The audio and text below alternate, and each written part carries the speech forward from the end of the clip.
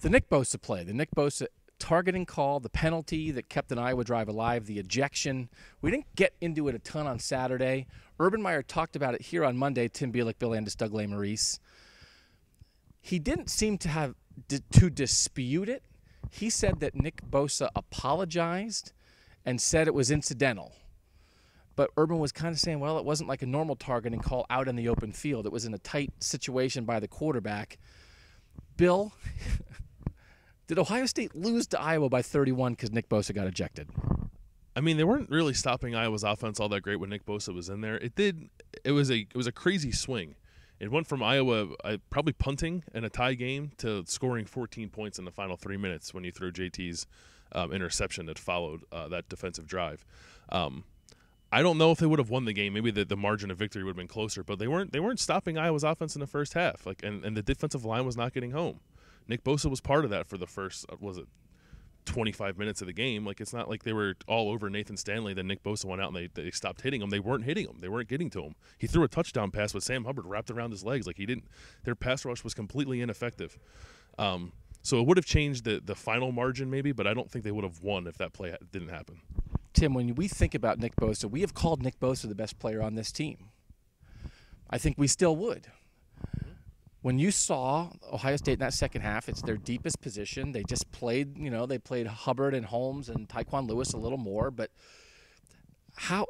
not having Nick Bosa for a half, how would you describe that? How good he is, but the depth they have there. Is that a huge deal or not that big a deal with the other guys? I thought it was a pretty big deal, although, like Bill said, they weren't doing anything defensively to get pressure on Nathan Stanley with Nick Bosa in the lineup. But you have to imagine with a guy as talented as Nick Bosa, if he played, he would have found a way to get to Nathan Stanley. He would have caused a little more pressure. And again, it would have been a situation where the game could have been tied. It could have been a 3-point game either way at halftime if he plays. So not having him in there, granted, you have guys like Tyquan Lewis and Sam Hubbard who have proven to be impact players defensively getting to the quarterback.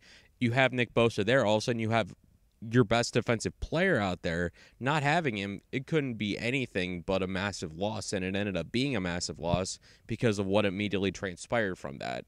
I think the bigger deal was the penalty in the moment than not having Nick Bosa in the second half. So he hit the quarterback in the head with his head. So I think we're sort of debating. I don't know that you can debate that. It was targeting. So maybe if you want to debate, should he maybe have not been ejected? But in the moment, to have a 15-yard penalty on a throwaway on 3rd and 8 that leads to a first down, they get a touchdown, everything you said, that was the bigger deal to me than, we didn't have Nick Bosa. So you can't hit the quarterback in the head. I don't know. Like, there's nothing to that. And momentum swings happen in games, So I'm not going to say they lost by 31. I don't think that penalty and not having him made them lose. But that was a terrible mistake. Chris Worley's 15-yard penalty on a throwaway was a terrible mistake, and Urban Meyer made note of those, and you can't do it. I wouldn't do it. Like, you just can't do that. You don't have to make excuses for people. You can't have crushing 15-yard penalties in a game on the road that's that tight. So it's inexcusable. I don't think it's worth debating whether you can't do it. They did it in the moment. Certainly that was a big momentum swing, but I think if they go to the locker room tied at halftime, they still don't know how to cover the tight end. Yeah. So I still think Ohio State loses. Anyway, Tim, Bill, Doug, more comment at cleveland.com. Thanks.